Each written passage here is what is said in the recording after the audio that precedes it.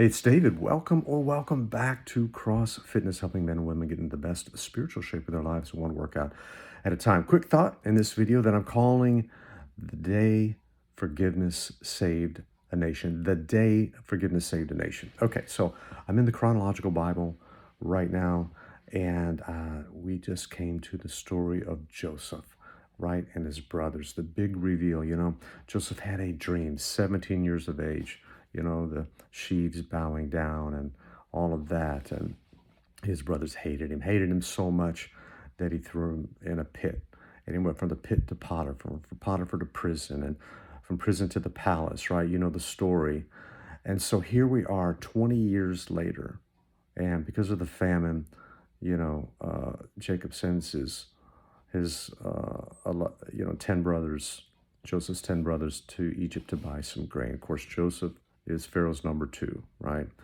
And so here we are, 20 years later.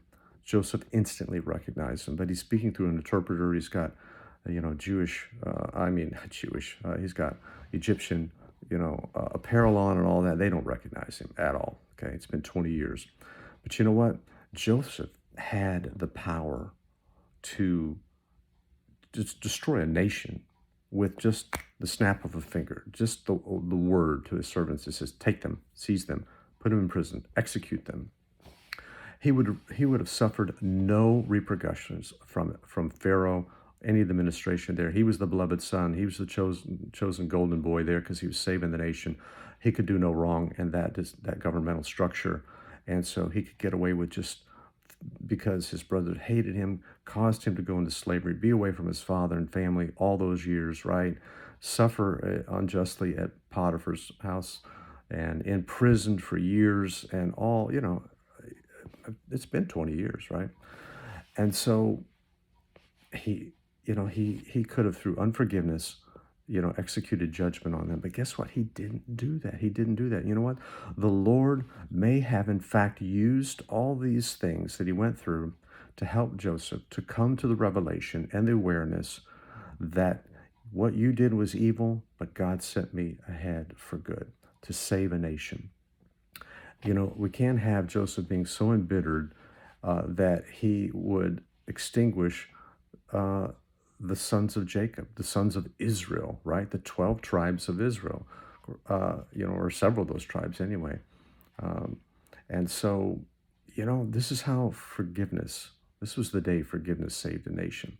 It was a long time coming. God was very methodical. He was very strategic in providentially sending Joseph ahead. He used the bad circumstances and turned around for good. And you know what? That's what forgiveness does. Forgiveness paves the way for destiny and purpose and plan to come forward, for triumph to occur, for victory and conquest to occur.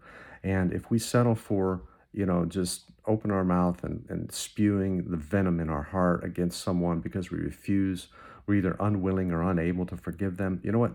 That's not good for us. That's not good for them. That's not good for anybody.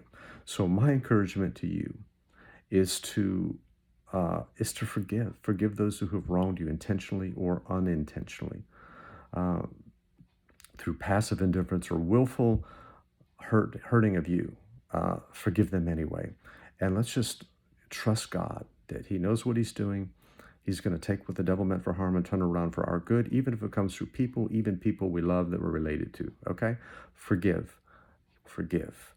and let God's plans and purposes for our lives roll on forward into, the abundant life that Jesus promised. Okay, so there's a little thought for you that I hope encourages you.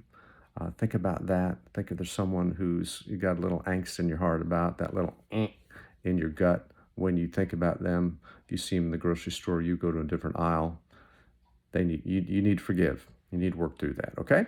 So for now, I'm David, your virtual mentor, reminding you that I'm always for you. I'm never against you. I'll see you in the next video.